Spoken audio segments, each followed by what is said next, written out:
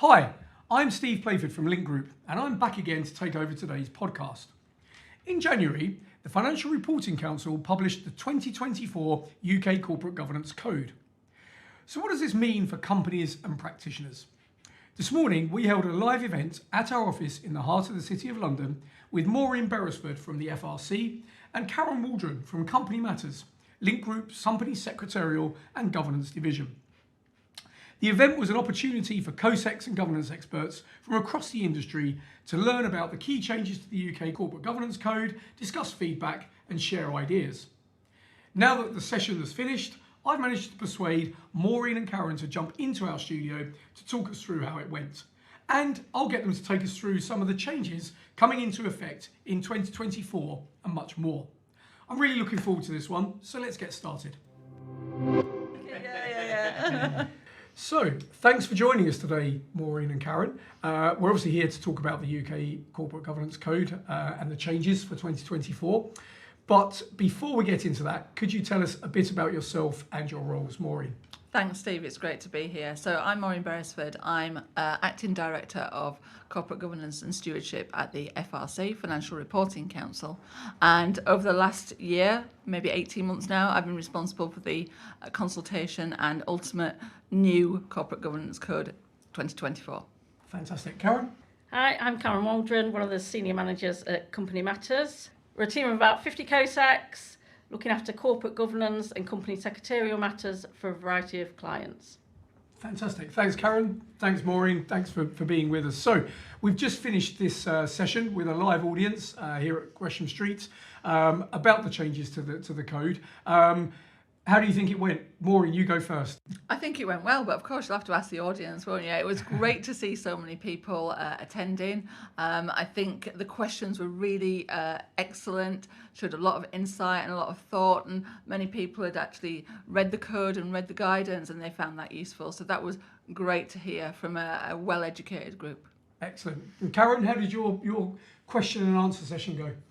Yeah, it was good. I think people are really positive about the changes. They're wanting to embrace them and focus on the practicalities of what they need to do as COSECs to comply with the code going forward. I thought that as well. I thought it was they were very, very engaged. And so, you know, the things that came out of the session today, the key thing for me seemed to be around comply or explain. And it kept coming back, didn't it, all the way through. Now, obviously, what did come out is the fact that there's almost like too much comply at the moment rather than explain, and people are almost kind of nervous, it seems, to do the explaining. They'd rather go for the complying, which kind of feels a bit counterintuitive, because you'd imagine that if you could just explain something away, it'd be better. But that's not the case, is it, Maureen? So what do you think about that? It's not.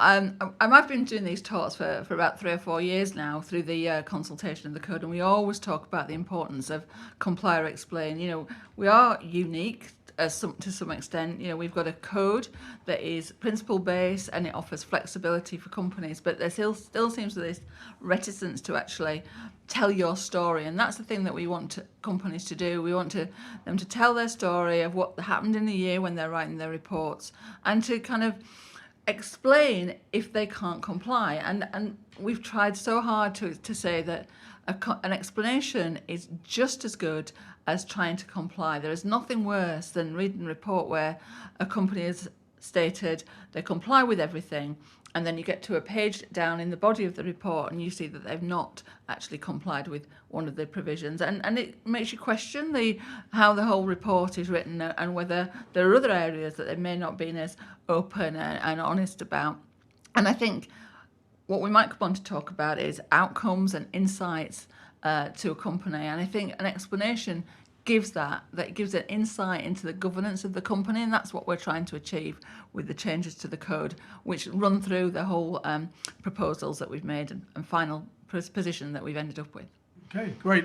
And so from a company secretarial point of view, Karen, do you find that there's more of a tendency for people to just want to comply or be seen to comply rather than take the time to explain as an alternative? Yes, definitely. I think that's the view really across the board, that companies think they've literally got to have everything ticked off in that code, or they've somehow failed, which isn't the case. And since speaking to Maureen and going to one of Maureen's FRC events last year, I've been trying to put that out to my clients that this is not the case. It's okay to explain, but there's definitely a mindset that needs changing in that regard, as Maureen said, that companies need to see it's not a one size fits all. There's going to be points where companies, it's not appropriate for them to comply, and that's fine. And like Maureen said, it's showcasing their uniqueness. They're all different, and it's just explaining that. Exactly. I think it's a good explanation gives so much more information on the company. It's really important to use that flexibility. Mm-hmm. Great. And so obviously, as I say, Comply Explain came up right the way through, and will probably come up again in a minute. But a couple of the key provisions that we talked about today. Provision 23 on diversity. What are the changes there, Maureen? So diversity is a really crowded space, isn't it? There are lots of people are setting targets, are asking for companies to report in great detail on diversity, particularly in terms of gender and ethnicity. And we've got provision in the code already on diversity, but we took a long, hard look at that and thought, well, what do we really want to do that others are not asking for? We don't want to set targets because there are plenty of those out there, but we know there's some excellent things going on in companies in terms of the initiatives that they're following, their own work on diversity outside of the two areas that I mentioned. So we've changed that provision slightly to talk about diversity, inclusion and equal opportunities. And we're asking companies to give more information on those initiatives as a kind of, what does that mean to your company? So if you've signed up to an initiative, just tell us a little bit more about it. Tell us what the outcome is. Tell us how that initiative is helping the pipeline for your company, how it's bringing on talent in the company, and ultimately maybe preparing people from different backgrounds to sit on boards and committees in the future. And I know there's great work going out there. It's always on LinkedIn. We talked about that this morning. Indeed. But sometimes it doesn't actually make the cut of the annual report. And I think we've got good governance here, and the more that we share that, the more information that we'll get, and the better approach to diversity across the piece we'll get.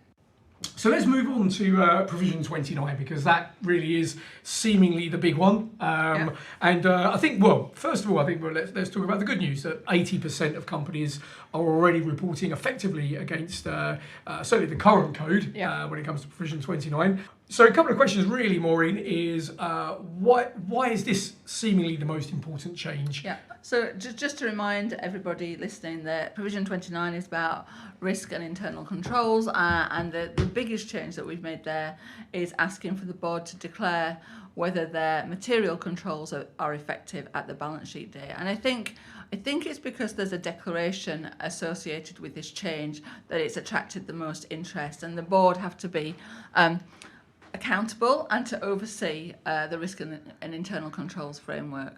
Now, the current code, as you mentioned, Steve, already asks companies to have a framework for internal controls and risk management, and it already asks companies to report on and whether that is effective.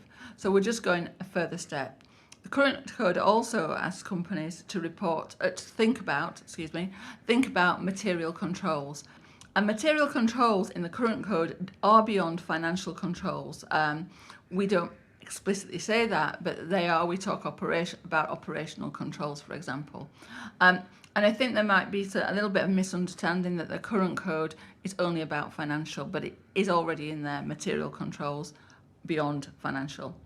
But I want to reiterate, the declaration is only about the material controls that the board have identified of having spoken with and worked with their team around them. That would be their first, second, third lines of defence, their internal audit, their committees, etc. And the material controls should only be a handful, no more than 10, I would suggest. They're the real controls that are going to really impact your business if they fail. So we're not expecting companies to declare over 100 different controls. It's really those important ones. So that's a really important message.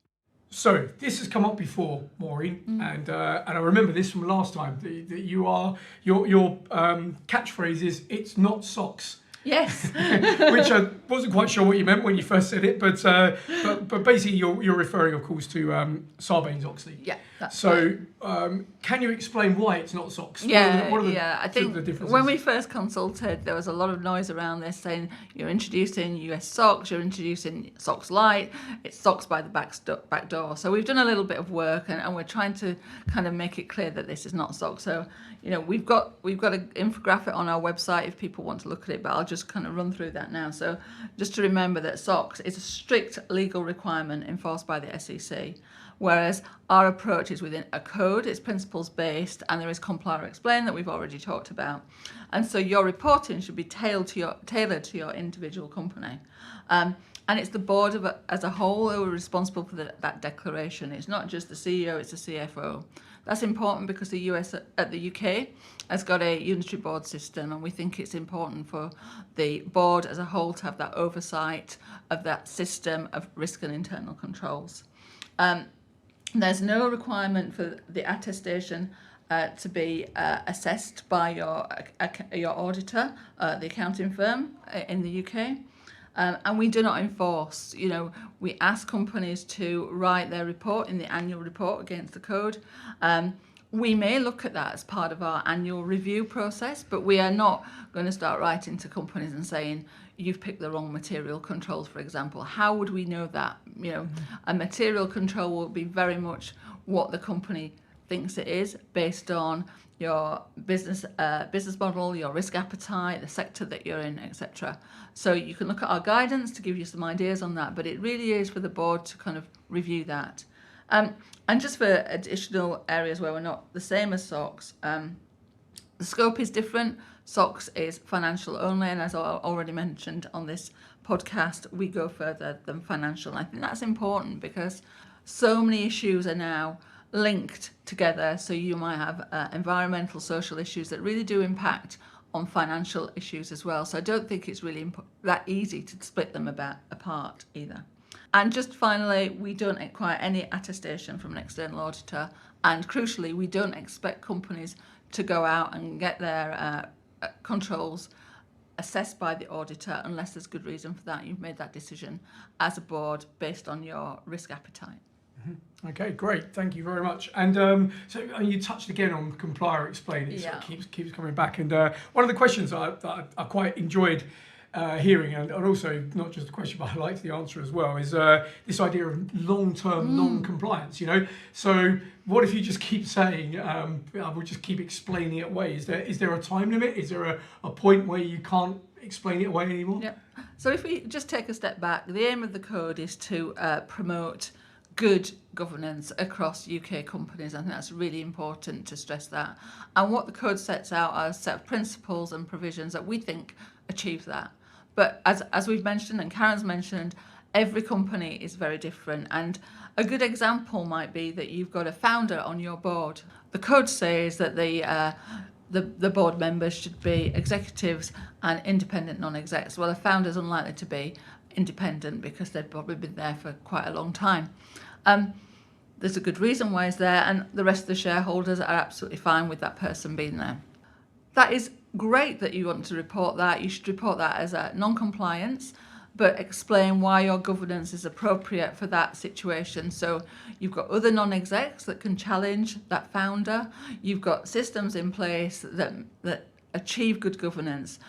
So continually saying you don't comply with that aspect of the code, it's fine. It's all about writing your explanation and demonstrating good, strong governance. So it's not a problem if it's long term. Our guidance does say, if you write an explanation, tell us when you expect to be back complying, but sometimes that's just not possible. And I think we have to try and break this this view that we talked about earlier, that it's you've got to comply. It's not that you've got to demonstrate good governance, and I think that's sometimes lost. And I think a COSEC's really important in getting that message across, and somewhat pivotal to the changes in the code and to demonstrate, to bringing the company together and demonstrating that good governance by saying if complying is not effective and not the right thing, write that explanation.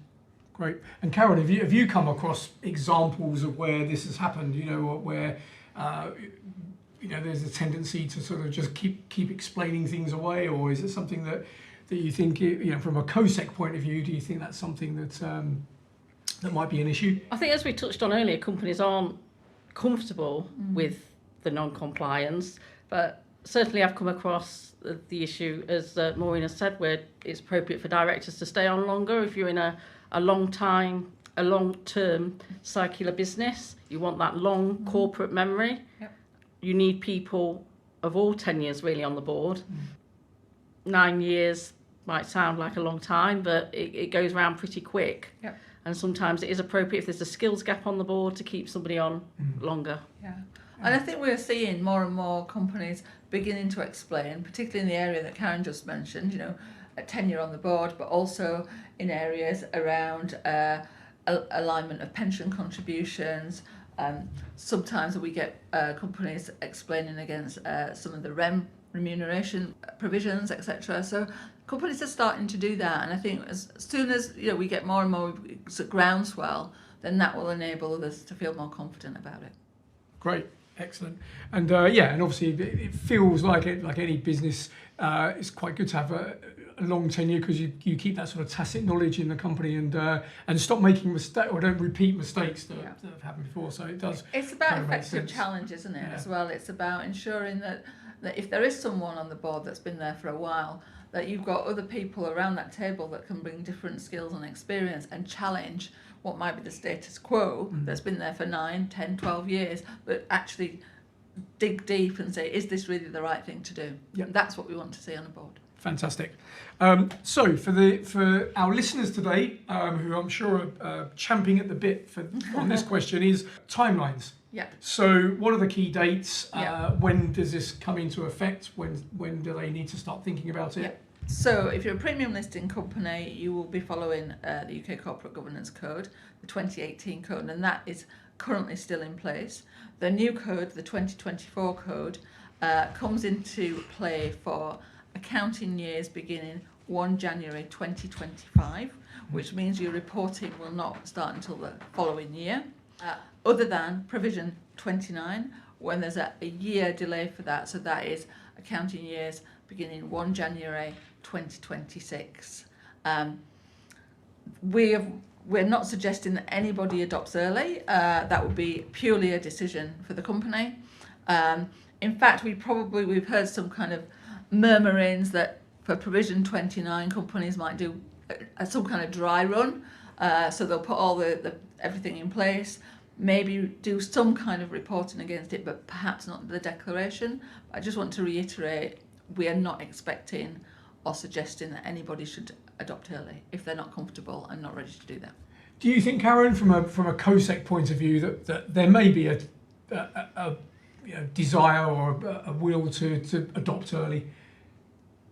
I think you might get some companies that want to kind of test it out, as Maureen said, and put bits in the annual report, so it's not such a big job when they come to report against the code. I think the important thing is to start planning now, so that when the financial year starts, you're starting off the year with a plan of how you're going to comply with this code, and not leaving it until you come to do the annual report at the end of the year. So that means planning out your agendas for your boards and your committee, making sure you have the code provisions covered within them. Yeah, I think that came up in our discussion, didn't it, earlier this morning? It's, don't leave anything. Don't think about the reporting. Think about the way that you've got things organised within the company, particularly in risk management, internal controls, because if you leave it and think about the reporting, you won't get the systems in place. Get the right systems in place for everything, and then the reporting should be relatively straightforward at the end. Yeah, I think it's about looking at what your gaps are, and how you're going to fill them, how you're going to address any gaps, and what plans you're putting in place at the beginning of the year. And getting your board comfortable with that, because if we go back to provision 29, there is that declaration. So they will want to know early on what they need to do and what oversight they need to have. There's no point in telling them come November, if you're on a year that ends in sort of December, that they need to identify the material controls. You should have done that way back in January or even before then, so that you can work through it at the end of the year. Okay. Fantastic. So finally, but my last question is, of course, how can people find out more about the changes to the UK Corporate Governance Code and potentially get involved in the conversation? Yeah, so we're doing a number of events, and thanks to Link for doing this one this morning. We're in Leeds, You're I think, welcome. in a week's time. Yeah. We've also got information on our website, the FRC website. We've got the guidance to the code. You can link through from the 2024 code to the guidance, so that will help. We've got some frequently asked questions on our website, and we've got some other material that kind of shows the differences between Sarbanes-Oxley, as I talked about, and the new provision 29. So there's quite a lot of material there. If you're really stuck, you can write into the FRC and we will provide a FAQ to answer your question.